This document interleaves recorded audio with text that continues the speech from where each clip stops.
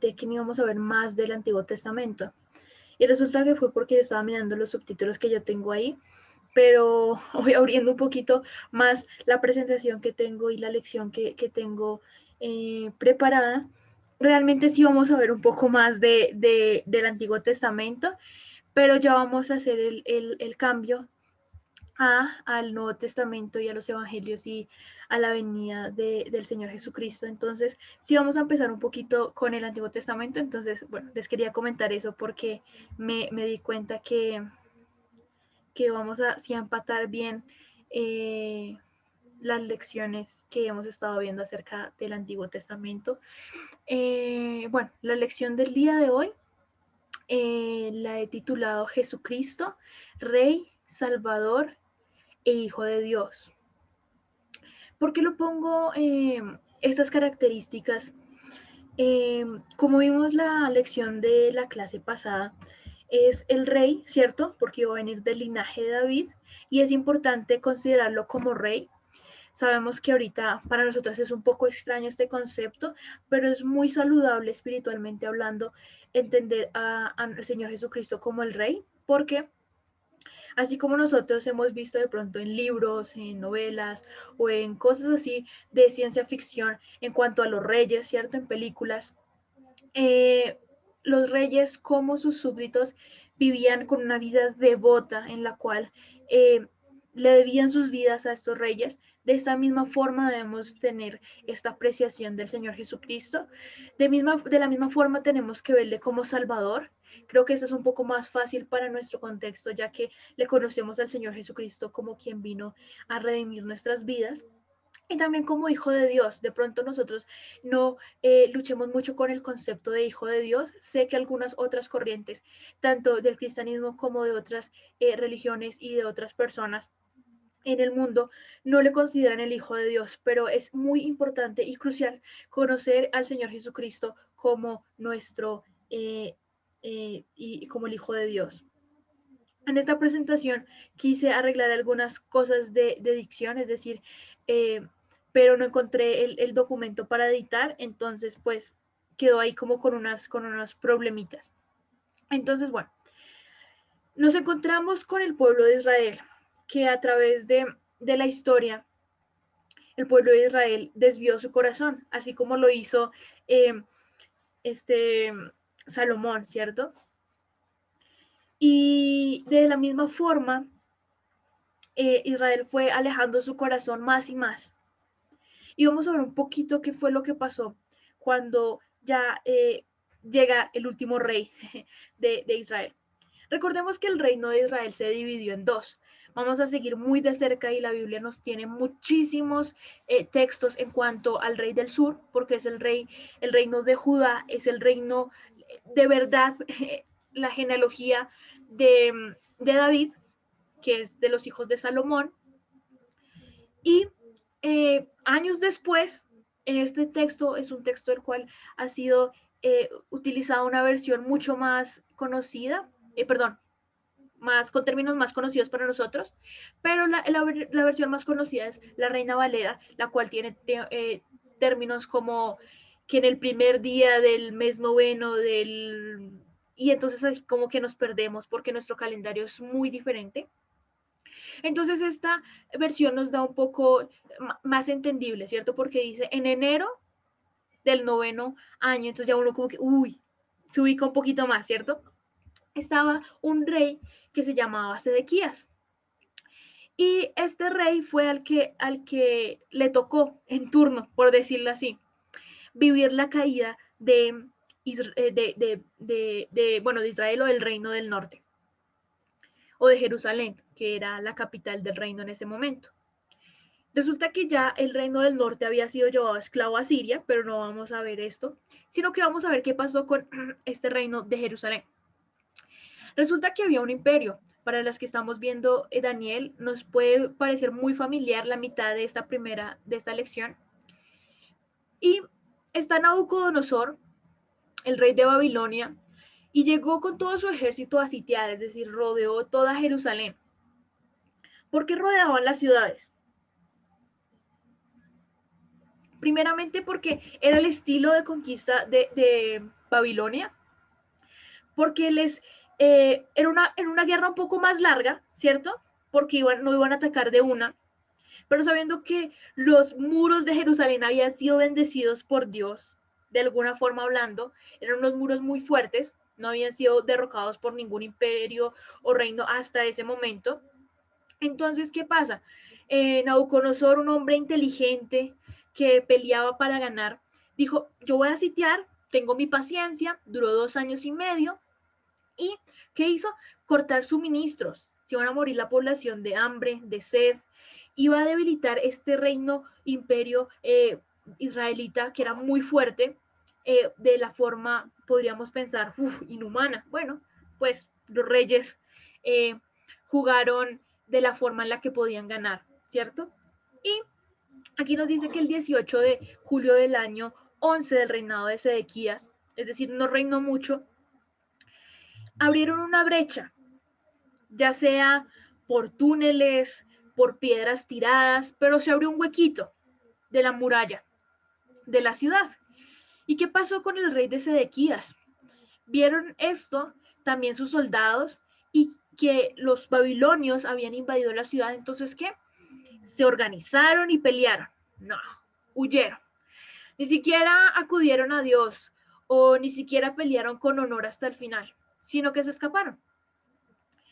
Y esperaron hasta la caída del sol para deslizarse. Eso es como escabullirse. Eso habla, la verdad, muy mal del carácter de este rey. Y se fue.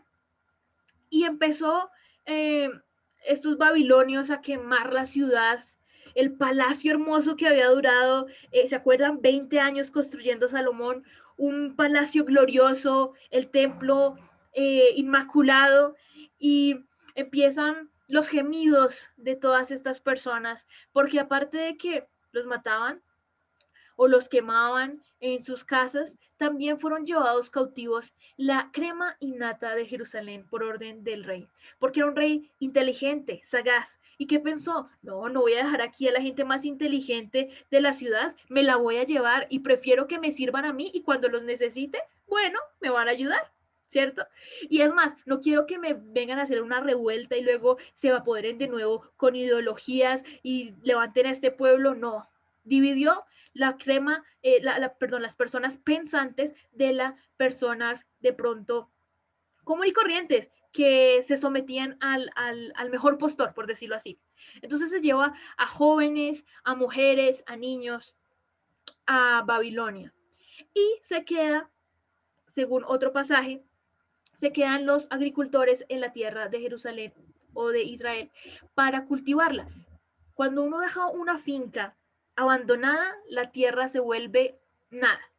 En cambio, así podían sacar algunas regalías, podían tener alguien que le echara un ojito a la tierra mientras ellos estaban reinando desde Babilonia.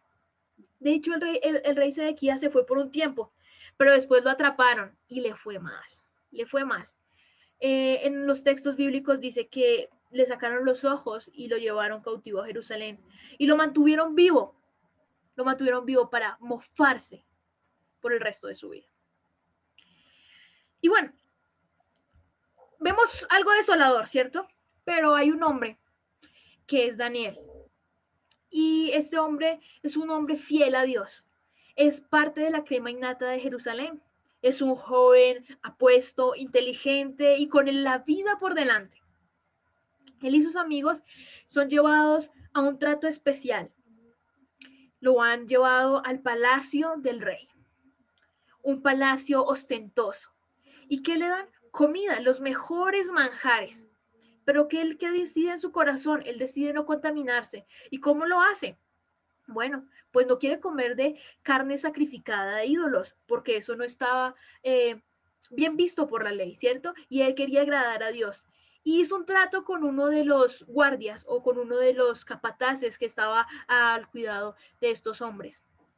Bueno, permíteme comer vegetales durante un periodo de tiempo y luego miras si es que estamos débiles y, no nos ha sido de provecho. Lo compararon con los otros que tenían presos que sí decidieron comer la otra comida y vieron que sus amigos y Daniel mismo era un hombre aún más fuerte, más vigoroso y muy inteligente. Y pienso yo que al haber decidido no contaminarse, el Señor bendice y concede grandes favores a quienes obedecen su palabra y a quienes realmente dedican su corazón. ¿Y qué pasa? Dios le da una capacidad especial, una sabiduría, aún para interpretar sueños y visiones. Y uno queda, wow, entonces como se diría, como la fórmula de Dios es, no me contamino y puedo ver visiones. No, tampoco. No es una fórmula exacta, pero sí les aseguro que si decidimos no contaminarnos, habrán grandes bendiciones del Señor. No les puedo asegurar que sean visiones y sueños, pero sí nos dará las fuerzas y las capacidades necesarias para vivir una vida plena y llena de éxitos como la de Daniel. ¿Y qué pasó? Esto no lo hizo simplemente porque fue el regalo que mejor le pareció a Dios en su momento, sino porque tenía un propósito más grande. Resulta que Daniel va a ser uno de los profetas a los cuales va a tener una de las más grandes revelaciones. Y resulta que después de que él, obviamente él estaba en clases, porque el rey no quería tener ahí a unos pordioseros, esclavos en sus palacios, sino que quería tener gente inteligente, gente con la que fuera interesante hablar, gente que estuviera bien capacitada. ¿Qué le enseñaron? Los idiomas del momento, las materias del momento, las ciencias del momento. Pero aún estaba en su proceso, aún no lo había terminado, él estaba en ese proceso de capacitarse para poder ser digno de ser presentado al rey. Y esto me hace pensar, si un rey del mundo decide tener a las personas más capacitadas porque en eso se place su corazón, ¿cuánto más nosotras no deberíamos capacitarnos de todas las formas que sean posibles para rendir nuestras vidas en servicio a Dios? Y bueno, resulta que un día este rey se despierta y tiene un sueño, pero no era bobo, él era inteligente y a los sabios, brujos y magos no les dice es que yo me soñé esto, sino les dice, ah, bueno, interprétenme en mi sueño. Ay, pero rey, ¿no me va a decir que se soñó? No, no que son sabios. Y ninguno pudo. Y como ninguno pudo, este rey era un rey severo y que dijo, los voy a matar a todos. Y uno de los capataces fue a decirle a Daniel, no, imagínate que pues a todos los van a matar. Y Daniel le dice, mira, voy a orar a Dios. Dios le revela este sueño, ¿cierto? A pesar de que Dios ya le había dado el don de visiones y sueños, él acude a Dios. No es que, es que es mi don, es que yo lo puedo hacer. No, acude al Señor y le pide el favor de tener este sueño. Entonces va de una corriendo a este capataz y le dice, por favor, presénteme al rey que yo le voy a decir qué es lo que está pasando. Y él, no solamente arriesgando su vida, porque este capataz al presentar a Daniel también podía correr con una mala suerte que tal Daniel no pudiera interpretarlo. Pero bueno, se presenta y le dice las siguientes palabras al rey. No hay sabio, brujos, magos, humanos que puedan, ni adivinos, perdón, que puedan conocer los secretos del rey. Y le dice por qué.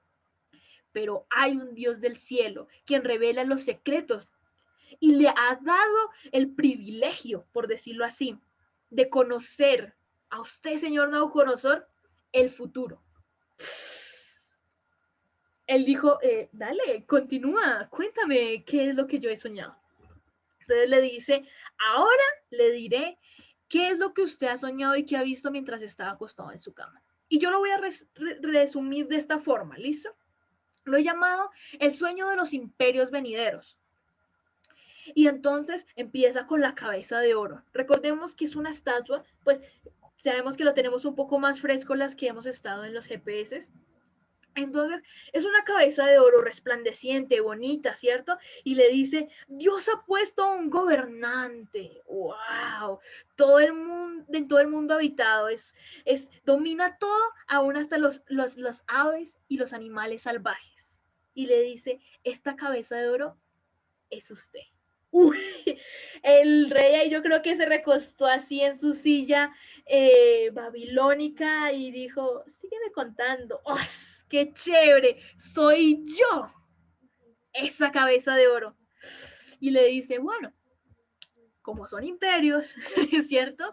Los brazos de plata, cuando se termine su reino, surgirá un reino. Y yo creo que ahí la carita como que no le gustó mucho de pronto al rey Nabucodonosor, pero creo que se agradó en la segunda parte donde dice que será inferior al suyo y ocupará pues el lugar que antes su imperio tenía, pero después de que su reino se acabe.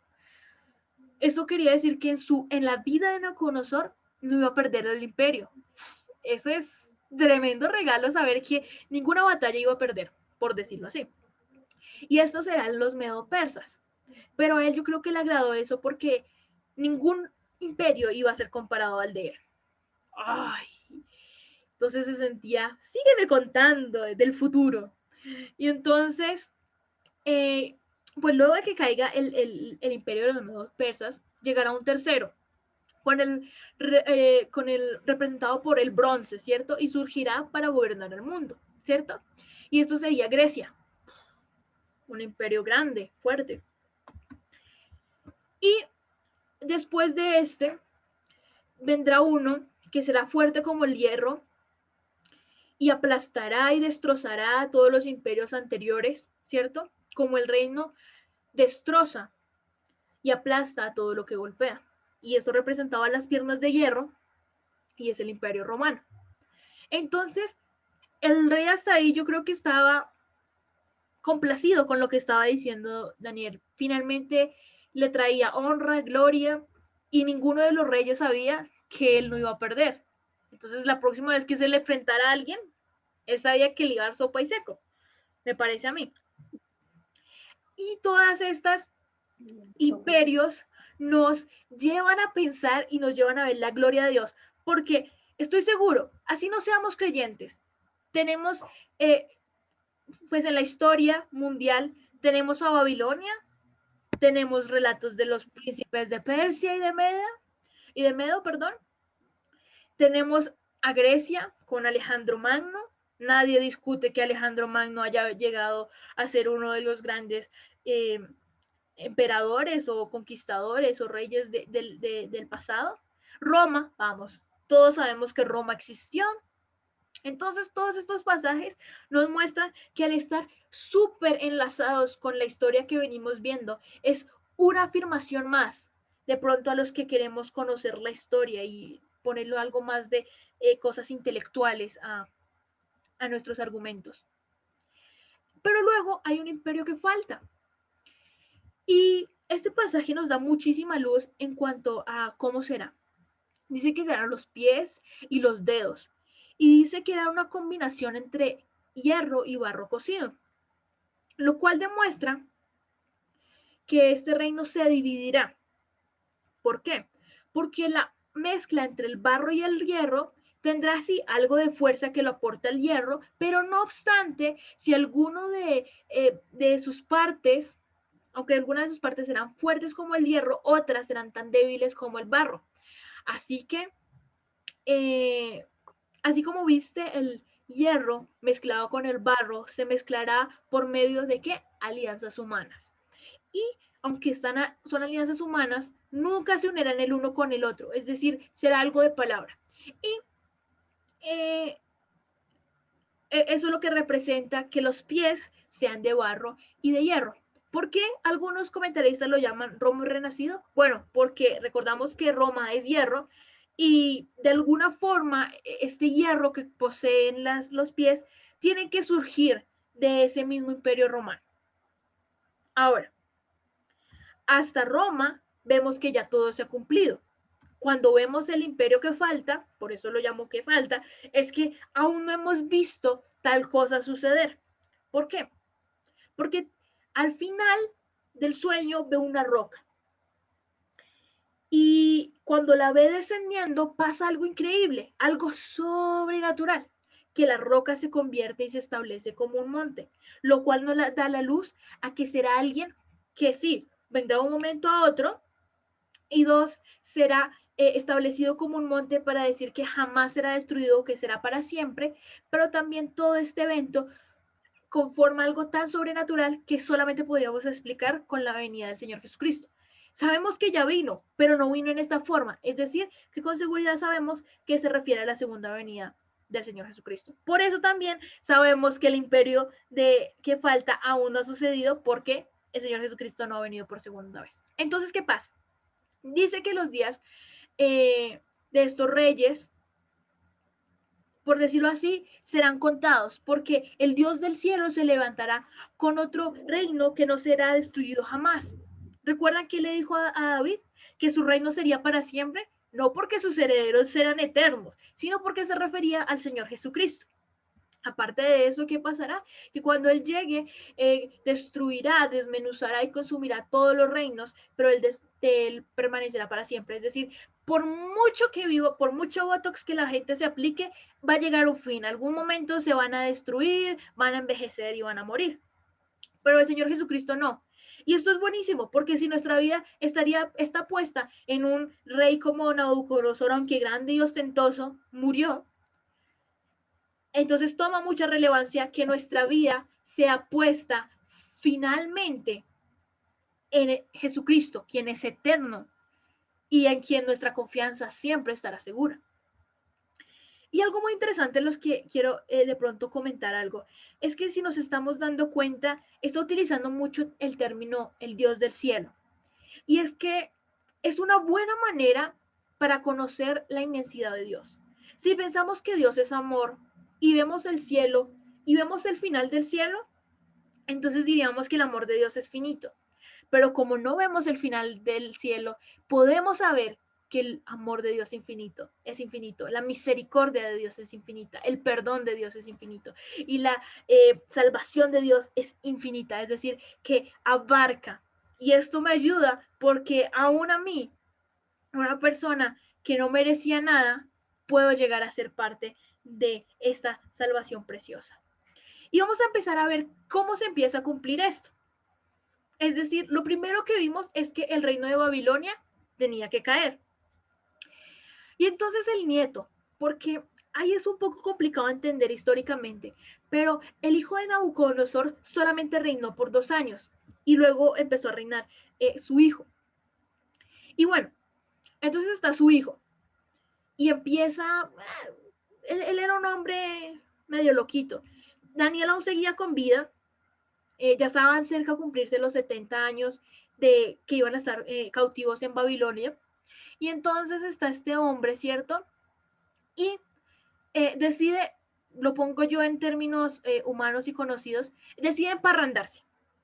Es un hombre joven, está disfrutando un nuevo reino, tiene todas las cosas y que dice, hey, tráiganme las copas consagradas para el Dios de Israel. Cualquiera diría, no, son los utensilios de Dios. Los mismos sacerdotes tenían que lavarse para poder utilizar estos utensilios y eran de manera sagrada. ¿Usted qué le pasa? ¿Y qué hace? Sírvanme vino, sírvanle a todos vinos en estas copas y están ahí en su lujuria, en su locura. Y de repente aparece, enviada por Dios, una mano que empieza a escribir. Neme, neme, tekel, uparsin. Y entonces de repente yo creo que ¡pum! Se le acabó el guayabo así y se asustó. Y cuando se asustó, su abuela, porque dice que es su madre, pero realmente es su abuela, la esposa de Nabucodonosor, recuerda al gran amigo, ¿cierto?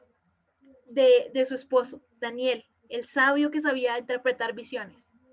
Ya era un hombre mayor y lo traen pues lo llaman. Y lo pongo así de manera separada cada una de las cosas que significa. Neme significa con todo Dios tu reino y le ha puesto fin. Y lo dijo 2 veces porque dice Neme, Neme. Entonces, ¿qué? Le dijo con todo tu reino y le ha puesto fin. 2 veces se lo dijo. Y entonces uno ya queda, uy, oh. Y dice, Tekel, pesado ha sido en la balanza y fuiste hallado falto. Y Uparsim, que dice, tu reino ha sido roto y dado a los medos y a los persas. Entonces, en este momento, en vez de humillarse y decir, Dios, ¿qué debo hacer? Fue por las copas, ¿por qué fue? ¿Sí? Ni siquiera reconoce al Dios del cielo. sino que irónicamente, yo creo que después de escuchar esto, o sea, no, este señor, tráigale más bien un vestido de púrpura, póngale un collar, bueno, al fin nos interpretó, ¿no? Y lo proclamó como el tercer señor del reino. Y yo creo que lo echó de su presencia. Yo creo que no lo mató porque su abuela no hubiera permitido eso. Que el siervo de Dios fuese asesinado, no. Y pues tampoco era el momento porque Dios no lo tenía para aún más grandes cosas. Pero hay algo increíble, que muchas veces la humanidad puede tomarnos como loquitos. Sí, dijo estas cosas, pero no nos preocupemos, porque es mejor estar del lado en el que estuvo Daniel, de parecer medio loquitos y aguar las fiestas, que creernos como este rey, acostarnos por la noche y ser asesinados por Darío, el rey de Medes de Persia. Porque él se acostó tranquilo, durmió y durmió para siempre. Porque mientras él tomaba y bebía, los grandes príncipes de Media y de Persia entraron a la noche, se escabulleron y acabaron con ese imperio que parecía invencible. Entonces, ¿qué pasó 70 años después? Se cumplieron las profecías que había dado el profeta Jeremías. Porque dice que en el primer año de Ciro, el rey de Persia, sabemos que ya Babilonia fue hecho cenizas, llegó Ciro y dice que movió el corazón de Ciro. ¿Quién? Dios movió el corazón de Ciro y él escribió el siguiente edicto y lo envió a todo su reino. Resulta que Esdras era el copero, era el que probaba el vino para que el rey lo tomara y así no fuese envenenado.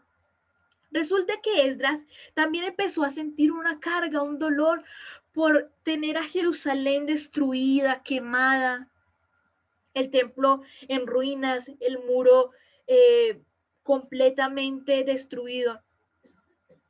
Y él sí se entristeció, pero es interesante, no lo tengo en este pasaje, pero lo podemos ver, que cuando él se entristeció y el rey Ciro le dice, ¿por qué estás triste? ¿En qué te ayudo? Él ya le tiene la lista. O sea, mire, rey, es por esto, necesitamos tantos materiales, necesitamos tales edictos, necesitamos tales permisos. Y es que muchas veces somos como Esdras, tenemos necesidades, tenemos tristezas en nuestro corazón, pero hoy quisiera pensar en, ¿y qué pasa si Dios te dice qué necesitas que haga?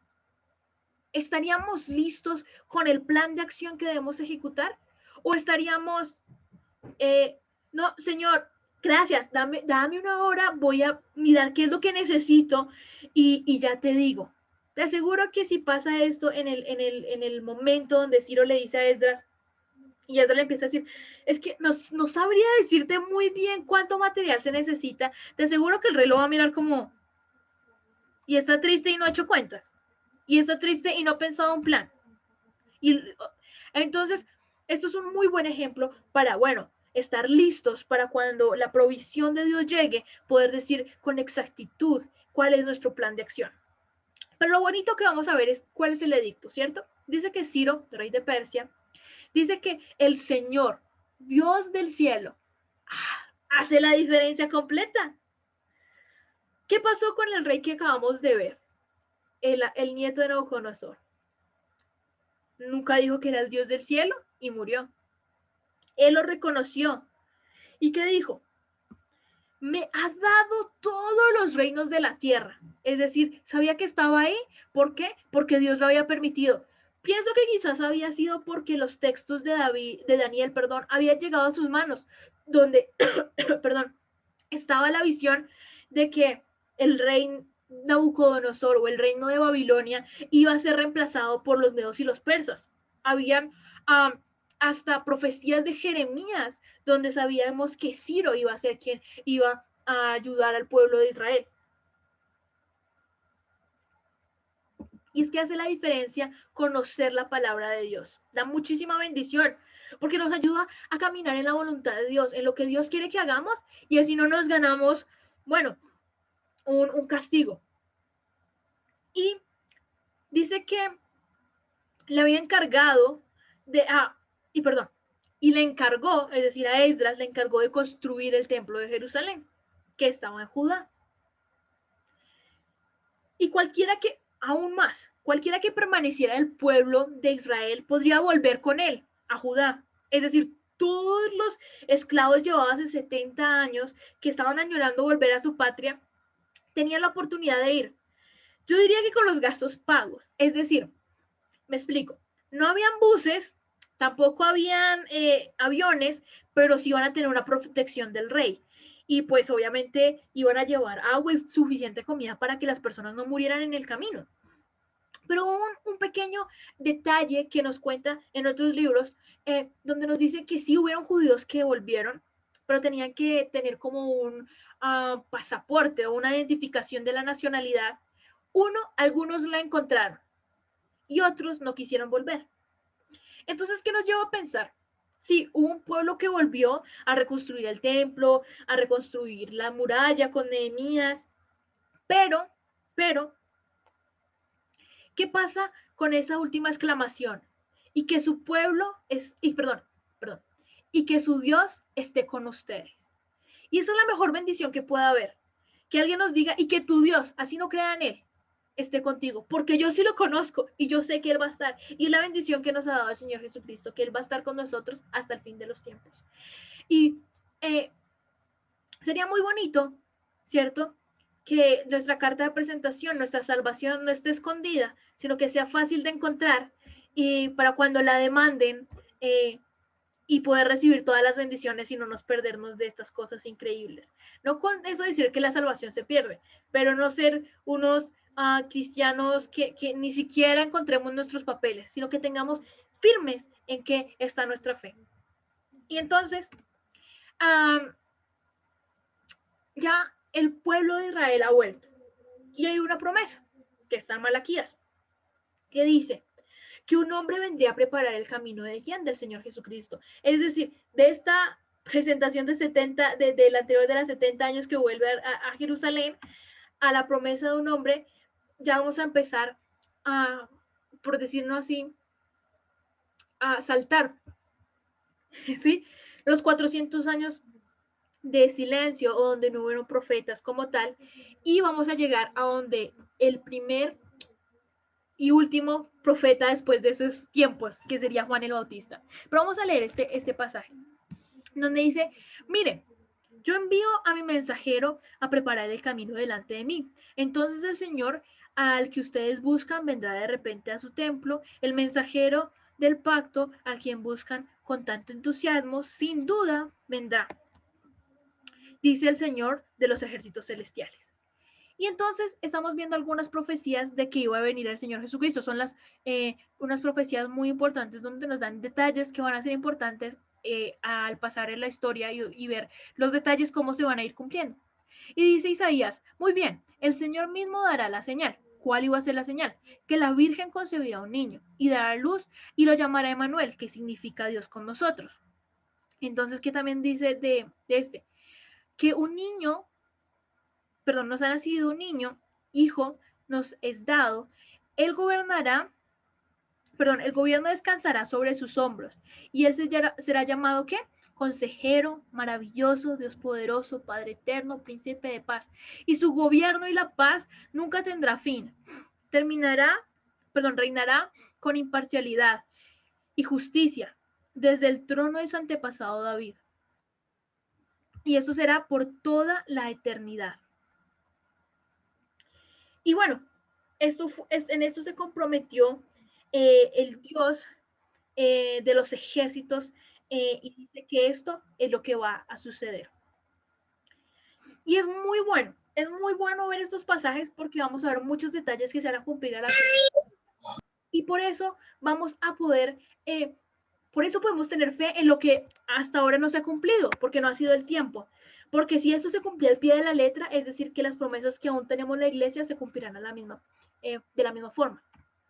Entonces, ¿qué pasa en cuanto al hombre que va a preparar el camino? ¿Cierto? Entonces dice que será un hombre con el espíritu y el poder de Elías. Y entonces uno piensa, ¿acaso hay más espíritus? Déjenme decirles que el único espíritu y poder el cual va a experimentar el pueblo de Dios es el Espíritu Santo. Sabemos que antes solamente posaba en las personas y ahorita nosotros tenemos el gran privilegio de que esté en nosotros mismos. Y si es el mismo espíritu de Elías, si es el mismo espíritu de Juan, entonces, wow, qué privilegio. Y entonces este hombre iba a venir. ¿Y por qué dice que iba a ser del mismo espíritu y poder de Elías? Porque luego nos vamos a dar cuenta que los reyes de ese momento, gobernantes de ese momento, lo van a comparar y los fariseos lo van a comparar como Elías. Pensarían que, ay, Elías volvió. Pero no era Elías, era Juan. Entonces, ¿qué va a hacer este hombre? Dice que va a preparar a la gente para la venida del Señor. ¿Y cómo se prepara o cómo nos preparamos para Dios? Dice que inclinará el corazón de los padres hacia los hijos y hará que los rebeldes acepten la sabiduría de los justos. Es decir, inclinará nuestros corazones y reconoceremos que somos rebeldes y que necesitamos arrepentirnos genuinamente. Arrepentirnos es que ver que lo que hago está mal, cambiar mi forma de pensar y mi forma de actuar a algo contrario. Y podemos ver que este Juan el Bautista fue capacitado por Dios. Ahora, eh, vamos a ver qué fue ese llamado de atención que hizo Juan antes de que viniera el Señor Jesucristo. Primero dice que este hombre, llamado Juan el Bautista, dice que contará acerca, ¿cierto? O que será como la luz, ¿cierto? Perdón, para que contara acerca de la luz, perdón, me confundí, que contara acerca de la luz, a fin de que todos creyeran en su testimonio. Juan no era la luz, era un testigo para hablar de la luz. Aquel que era la luz verdadera, quien da la luz a todos, venía al mundo. Yo sé que aquí es un poquito complejo, por eso me enredé bastante, porque está diciendo que Juan va a mostrar la luz, ¿cierto? Pero no era la luz. Pero él quería que vieran la luz para que reconocieran la luz y Jesucristo es la luz. Entonces, así como la ley no era la luz, no era la promesa de Dios de salvación, sino que era como la luna que refleja la luz del sol, de la misma forma era Juan. Él reflejaba la luz del sol del Señor Jesucristo. Ahora, su estilo de vida, ¿cómo era? Dice que usaba ropa tejida de pelo rústico de camello y llevaba puesto pues un cinturón para que no se le cayera la túnica, obviamente, muy útil en esa época, y se alimentaba de langostas y miel silvestre. Lo que nos muestra o lo que yo veo es que su estilo de vida era humilde.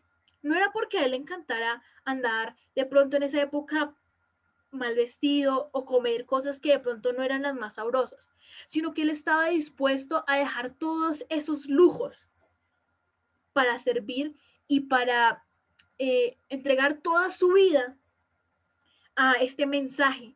¿Por qué comía langostas y miel silvestre? Porque iba de camino a predicar. Porque tenía ropa rústica de camello. Porque finalmente él no cobraba por eso. El ministerio nunca ha sido por dinero.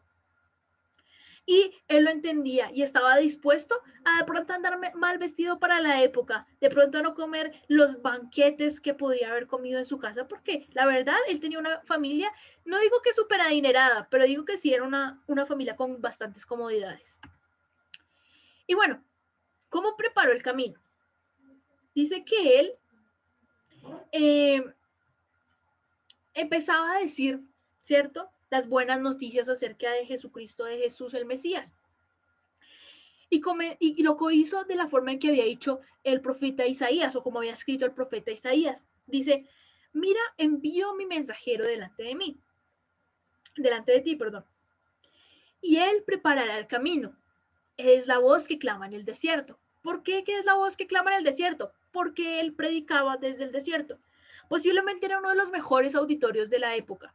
en la ciudad estaba llena de voces, así como cuando uno va al centro y había mucha gente y nadie se concentraba, todos estaban pendientes de que no les robaran nada, de comprar las cosas que les habían mandado al mercado, pero en el desierto, todo desocupado, con una buena acústica, él podía hablar a grandes multitudes y ellos podían estar pendientes. ¿Qué los iba a distraer en el desierto?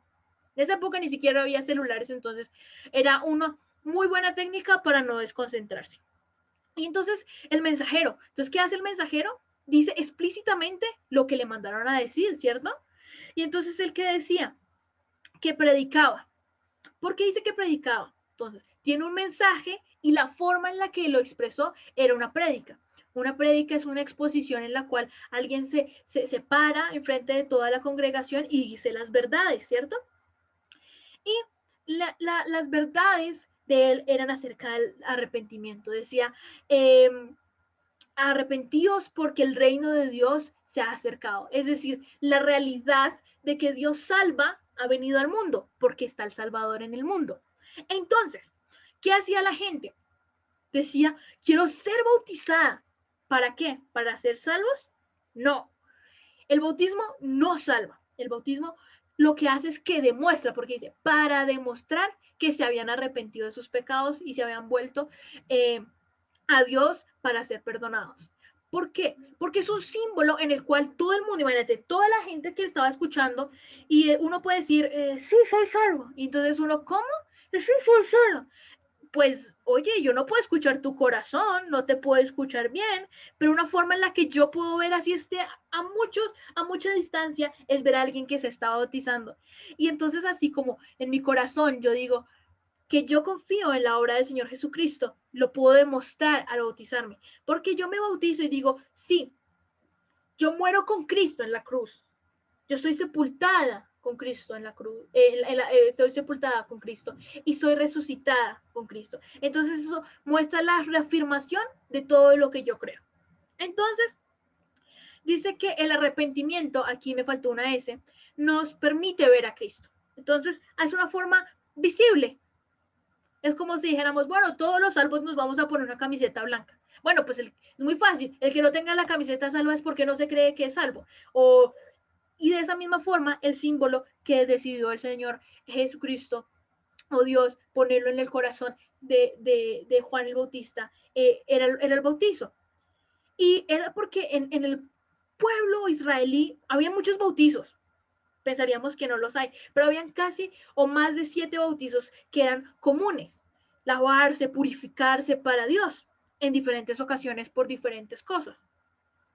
Pero él sabía que era un símbolo de limpieza y hacerlo de esta forma en un río común y corriente, por eso lo podemos hacer aquí en Colombia, en una piscina, en un río, en donde sea, siempre y cuando nuestro corazón esté completamente arrepentido y estemos seguros de nuestra salvación, lo podemos mostrar a la congregación, creyentes y no creyentes. Entonces, ¿qué pasó? Estaba gente arrepentida, pero entre esos habían algunos que pensaban que eso no es necesario, vamos, yo me la paso haciendo lavamientos y como muestra un poquito la imagen, no sé si la alcanzan a ver, es un hombre que es débil, pero se cree fuerte y cree que lo puede hacer a su manera. Y entonces estaban los fariseos y saduceos. Empezamos a ver esta clase de personajes. Y entonces estos hombres eran súper cultos, eran los teólogos del momento, sabían de la Biblia. ¿Y cómo lo llama? Camada de víboras, exclamó él. ¿Quién les advirtió o quién les dijo que huyeran de la ira divina que se les acerca? No se hagan, están condenados. ¿Por qué? Porque dice que ellos están condenados. Demuestren en su forma de vivir, con su forma de vivir, que se han arrepentido de sus pecados y que han vuelto a Dios. Pero no digan simplemente los unos a los otros, hey, tú eres salvo, hey, yo soy salvo. ¿Qué? ¿Por qué? Ay, que porque soy hijo de Abraham. Finalmente les dice, ay, miren, no se crean que eso significa mucho. No es porque sean hijos de Abraham, no es porque seamos hijos o porque hoy vayamos a la iglesia o hagamos esto y demos estas ofrendas, oremos mucho. No es por eso. No se hagan. Finalmente, les aseguro que hubiera podido darles esa descendencia a Abraham por medio de piedras. ¿Cuántas veces, si recordamos, el pueblo de Israel merecía ser eliminado de la tierra por su desobediencia? Muchas. Y los perdonó. Antes debían sentirse como supremamente como especiales por no haber salido de ellos, por haberlos tenido hasta el final a pesar de todas sus malas acciones, tenerlos como el pueblo de Dios. Y si ya está lista, mejor dicho, ya la hacha está lista, está afilada para cortar las raíces del árbol. Para las que estuvieron en la charla de Andreita, ella nos contaba un poco acerca de cómo el olivo silvestre es injertado en un olivo. Y de esta forma, pues van a mochar a unos y van a meter a otros, que va a venir la iglesia. Pero entonces, sabiendo, no creyéndonos más que Israel, sino sabiendo que Israel nos representa a nosotros, entonces no seamos entonces orgullosos de pensar de que la salvación la tengo por derecho. No, Dios nos libre. Y más bien que nosotras nos tengamos en una actitud de arrepentimiento, en una actitud genuina, en la cual podamos sentirnos completamente agradecidas por tener al Señor Jesucristo.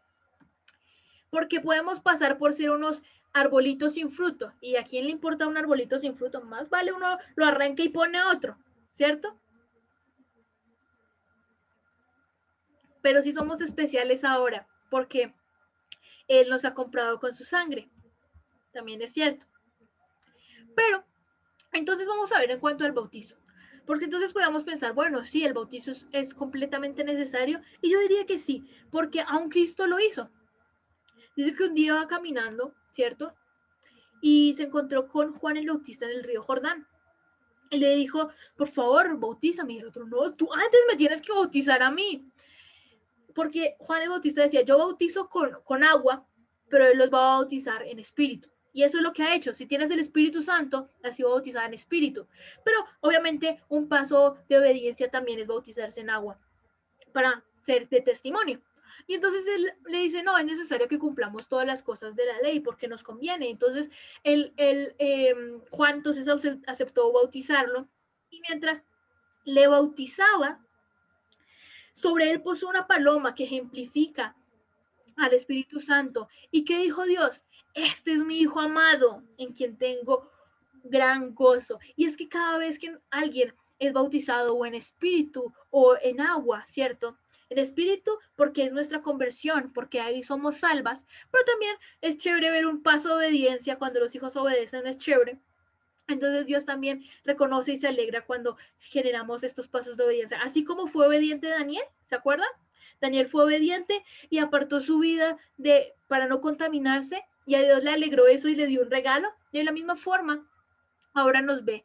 Estas son mis hijas amadas, en quien tengo gran gozo. Y eso es lo que dice el Señor cuando nosotros tomamos pasos de obediencia. Y bueno, vimos como Juan como que encaminó al pueblo de Israel, lo dejó listo para las enseñanzas del Señor Jesucristo.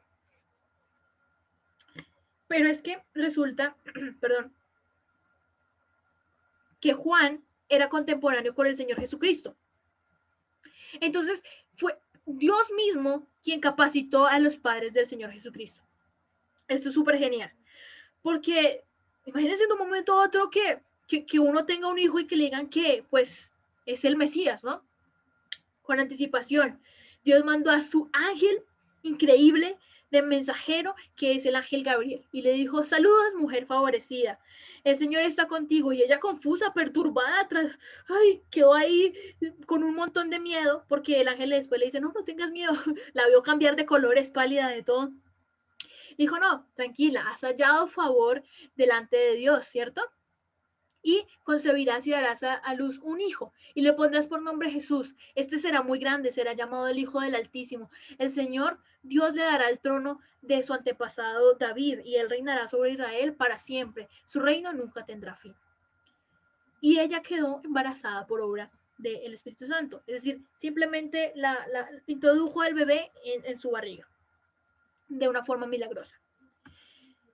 Y entonces José quedó, estamos comprometidos, y usted está embarazada, mire, yo era un hombre piadoso, porque él le dice, mira, ¿qué tal si rompemos el compromiso de una manera sin que nadie se entere, porque no quiero que te apedreen, tampoco quiero causarte ese daño?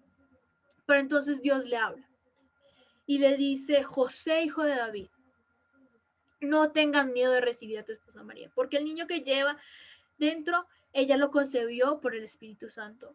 Así que algunas corrientes de pensamiento, algunas otras religiones luchan con esto mucho, porque piensan que fue relaciones sexuales. No, porque si no, José jamás lo hubiera aceptado. ¿Sí? Es obra concebida por el Espíritu Santo, no más. ¿Listo? Y tendrá un hijo y le llamará Jesús. Y este salvará los pecados del pueblo. Entonces yo creo que ahí José dijo, uy, qué privilegio, ¿cierto? Porque, y bueno, y dice que ahí se van a cumplir las palabras del profeta, cuando dice que la Virgen concebirá un niño y le dará a luz un hijo y lo llamará Emmanuel, que significa Dios con nosotros, que fue uno de los pasajes con los que comenzamos, ¿cierto? Y entonces José, obviamente, un hombre piadoso, conocía este pasaje, lo tenía memorizado y dijo, oh, yo tengo el privilegio de ver esta palabra cumplida de Dios. Y entonces, ¿qué hizo? Apenas se despertó, ¡pum! Hizo como el ángel le había ordenado, tuvo fe en acción. Y le dijo a su esposa, no, claro, no te preocupes, nos casamos. ¿Pero qué? No tuvo relaciones sexuales porque pues ya estaba el Señor Jesucristo en la barriga de María y no podía ser contaminado. Entonces, se acercaba el día en que iba a romper fuente de María. Qué emoción. Y entonces tenía que nacer en Belén. Ellos estaban en Jerusalén, a muchos kilómetros. ¿Y qué pasa? Que Augusto, el emperador de Roma, le dio, porque Dios quiso, un censo para que todos fueran contados por sus familias. Entonces José tenía que volver a Belén de Judea, porque ahí era el hogar donde, después de David, su antepasado, ¿se acuerdan? Tenía que ser por medio de David, pues José era hijo de David muchas generaciones después. Y hasta María, porque María también viene del linaje de David. Y entonces ya ella estaba a punto de dar a luz, ¿cierto? Y entonces de repente llegaron allá a Belén, pues por tampoco iban a poder ir de carrera porque ella, imagínate, estaba súper embarazada y no habían buses, le tocó en un burrito. Y entonces, ¿qué pasa? Que ya cuando llegaron ya estaba lleno. Y ellos no esperaban que el bebé naciera en ese establo. Pero mientras estaban allí, llegó el momento en que naciera el bebé. Y entonces dio a luz, y eso es importante, a su primer hijo, varón. ¿Y qué hizo? Pues de pronto no era el lugar que hubiera deseado, pero ¿qué hizo? Con mucho cariño lo envolvió en telas, lo acostó, arregló todo. Eh, no era el lugar donde un rey nacería, pero es que el Señor vino a servir y no a ser servido, dice. Y entonces, pues pusieron un alojamiento, algo bonito. Y entonces nosotros pensaríamos, ellos fueron los únicos que se dieron cuenta que el Señor Jesucristo vino. Pues no. Resulta que era una noche estrellada, bellísima. Y había unos pastores que estaban ahí, yo creo que recién cenados, mirando las estrellas, al fuego de la fogata, y de repente se les aparece no un ángel, sino que un ejército celestial. ¿Y que estaban cantando y estaban diciendo, gloria a Dios, en los cielos más alto y paz en la tierra para aquellos a quienes Dios se complace? Y entonces cuando de los ángeles regresaron al cielo, fue como que de la emoción los ángeles atravesaron el cielo y estaban cantando y bailando y llegaron a la tierra, los vieron los pastores y luego ellos se fueron. Y entonces de repente, o así nos lo narra Lucas, ¿no? Y de repente dijeron, ¿saben qué? Vámonos a Belén. Ah, qué inteligentes estos pastores. Estos pastores escucharon la profecía y sabían que iba a ser en Belén. Se fueron deprisa y que vieron a María, José y el niño acostado en el pesebre. Y yo creo que ellos también cantaron, alabaron al Señor y estaban, wow, increíble. Pero no fueron los únicos. Resulta que a los 8 días tenía que el bebé ser circuncidado y hacer ciertos rituales judíos que, pues por él ser judío, tenía que cumplirlo, ¿cierto? Y había una mujer que se llamaba Ana, ¿cierto? Y preciso copié parte del pasaje, pero no copié el pasaje exacto, entonces no está ahí. Pero en el mismo capítulo 2 van a encontrar en el versículo 36 la historia. Y ahorita ya se las voy a leer, porque resulta que Simón también era un hombre que era justo, devoto, que esperaba con anhelo y con lo que llevaran al Mesías, ¿cierto? Que llegara el Mesías a rescatar a Israel. Y el Espíritu Santo que estaba sobre él le dijo que ven, y lo guió al templo. ¿Por qué qué? Porque María y José estaban ahí y querían presentar y estaban presentando al bebé en el templo para el Señor, como la ley lo exigía, porque el primer hijo varón de toda mujer tenía que ser dedicado a Dios. Era algo que todas las mujeres tenían que hacer. Y yo diría que todas las madres deberían dedicar a todos sus hijos al Señor. Y bueno, resulta que Simeón estaba ahí, ¿cierto? Había esperado esto toda su vida y pasó lo siguiente. Dice que lo vio, lo tomó en los brazos, lo abrazó, lo alabó y el Señor soberano dice, me permitió verlo ahora, ahora ya puedo morir en paz. Ya he visto tu salvación. Qué bonito es esperar toda nuestra vida para ver esta salvación de Dios. Es decir, para disfrutar esta salvación de Dios en nuestras vidas y ver y anhelar su segunda venida. Entonces, la gloria del pueblo de Israel. ¿Y a qué fue? Dice que era la luz revelada a todas las naciones. ¿Cuál fue la promesa a Abraham? Que por él serían benditas todas las naciones. Bueno, el Señor Jesucristo es la bendición a todas las naciones. Pero voy a leerles en el capítulo 2 de Lucas, versículo 36, porque es ahí donde nos habla sobre Ana, porque no lo copié bien. Pero bueno, dice así. En el templo también estaba Ana, una profetisa, una anciana, hija de Fanuel, de la tribu de Aser. Su esposo había muerto cuando llevaban apenas 7 años de casados. Después vivió como una viuda y vivió hasta los 84 años. Cuando nunca salía del templo, sino que permanecía allí día y noche, adorando a Dios en ayunos, en oraciones. Y luego llegó en el justo momento, después de estar un montón de años yendo al templo, más de 80 años yendo al templo. Llegó en el justo y preciso momento en que Simeón hablaba con María y José y comenzó a alabar a Dios y habló del niño a todos los que le esperaban que hubiera un rescate para Jerusalén. Y es que quiero animarlas a tener la actitud de esta mujer. Nosotros ya no esperamos la primera venida del Señor Jesucristo, pero sí esperamos la segunda. Y podemos permanecer en el templo, es decir, en la presencia de Dios. Y podemos permanecer en oración, en ayuno, porque llegará ese momento preciso en el cual o le veremos porque morimos y llegamos a su presencia o le veremos en la segunda venida.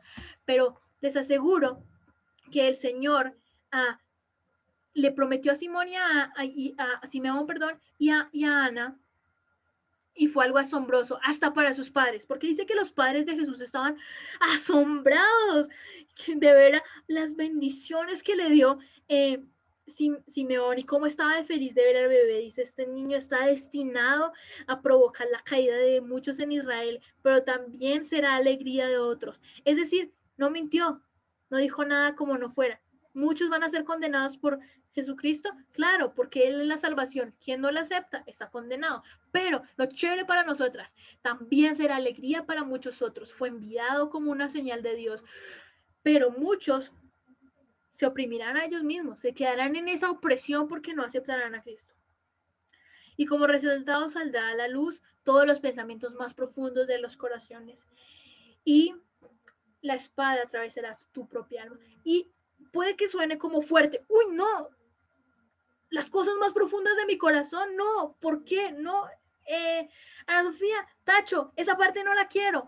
Yo quiero la parte de la alegría y de la salvación, pero que conozcan lo más profundo de mi corazón y que los atraviesen con una espada, mi propia alma.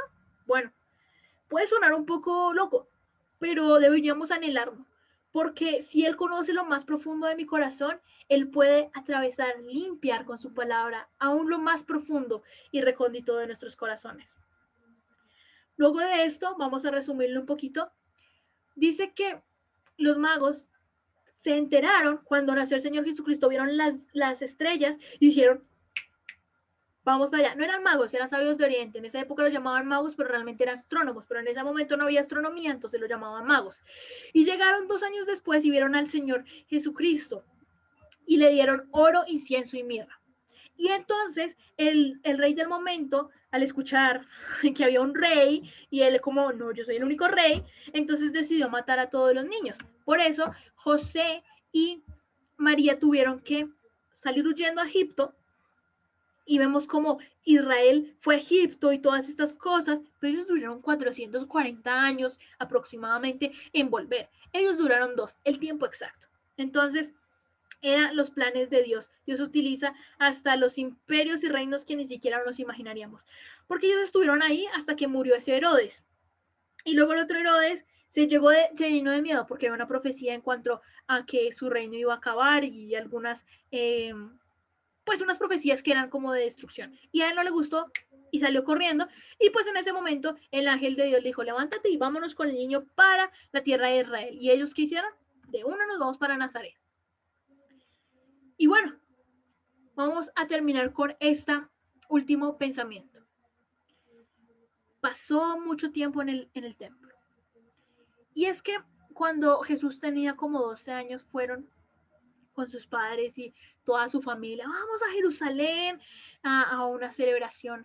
Y entonces, de repente, cuando llegan de vuelta, ¡ah! Se nos quedó Jesús. ¿Dónde está Jesús? Y búsquelo por 3 días. Cuando por fin lo encontraron en dónde está, dice que estaba con los maestros y estaba escuchándoles y haciéndoles preguntas. Y todo lo que oían al Señor Jesucristo, quedaron asombrados del entendimiento y de las respuestas.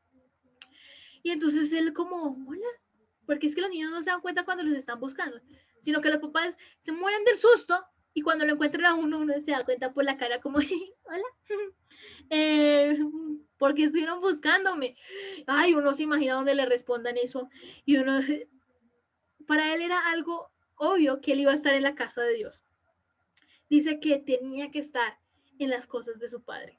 Y ahora que nosotras somos hijas de Dios, no deberíamos preguntarnos, ¿dónde está fulano o sutana?